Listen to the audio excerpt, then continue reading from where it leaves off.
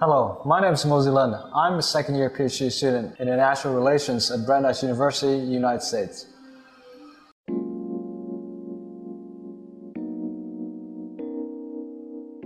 First of all, thank you for joining us today. We will start off easy with some random questions to get to know more about you. Do you like to go to school by bus or by bike? Bus. Are you a cat person or a dog person? Probably cat. Blue or pink? Pink. Call someone or text someone? Call. What's the meaning behind your name?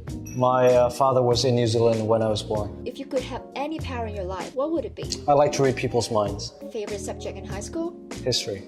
How about favorite subject in university? Still history. How would you describe yourself in 3 words? Tough, calculative, and passionate. What do you like most about Saigon? Oh, I love the energy of this place, really amazing. So have you tried any food? What's your favorite? Hotel. Who inspire you in your life?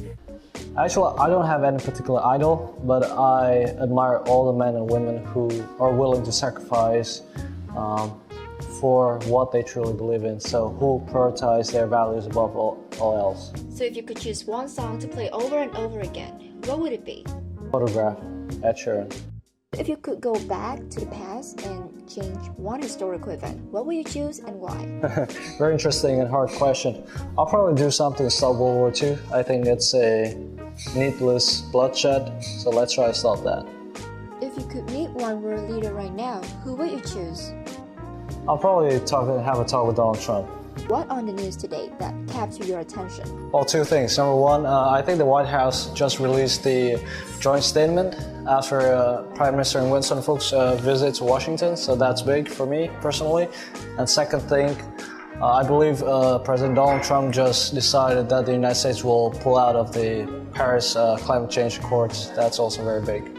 Speaking of Donald Trump pulling out something international, do you think the world nowadays is all connected or separated?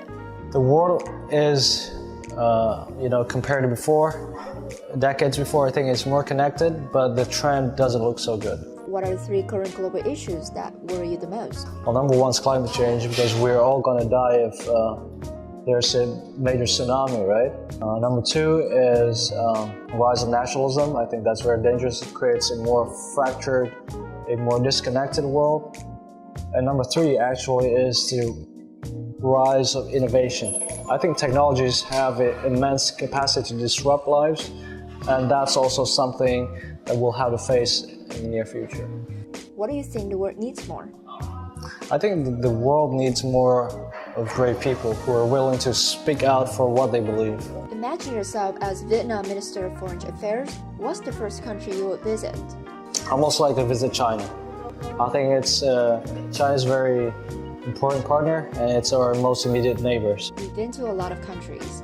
What do you think foreign students need to learn from Vietnamese students? So personally, I do think that foreign students lack the discipline that many Vietnamese students have. And as I've always told people, I have a love-hate relationship with the Vietnamese educational system, but for one, I'm very grateful for this educational system for having instilled in me this strong sense of discipline that helps me immensely when I go abroad. What do you think Vietnamese students need to learn from others? They need to learn to be more confident and more willing to just challenge the conventional wisdom. Tell us more about the organization that you've been developing in Vietnam. So for the past 4 years, I've been working with the Vietnamese Youth Cooperation Organization, the youth organization that I founded. Our goal ultimately is to build a generation of Vietnamese young citizens who are global-minded. You've been developing 4 Vietnamese student diplomatic skills. So how should Vietnamese students apply these skills in their lives? Number one, I think they need to be more active in engaging in debates and learn how to debate in an effective way, respectful and effective way. What personal experience drive you to believe that Vietnamese students lack those skills? So number one, when I go to various conferences or holding seminars, I see that Vietnamese students are still somewhat reluctant to speak out for what they believe. Sometimes they have questions, but for some reason, they're not willing to speak up, not willing to challenge the authority figure. I think that does more harm than good. Having written a powerful letter to the Minister of Education and Training, have you ever considered majoring in education instead of international relations? I've never considered education as a major for me, but because IR is my lifelong passion. It's just something that gets me up every day and work really hard. But I consider education a big goal and something I want to contribute to. So I don't think it's necessary for someone to be majoring in education to be working.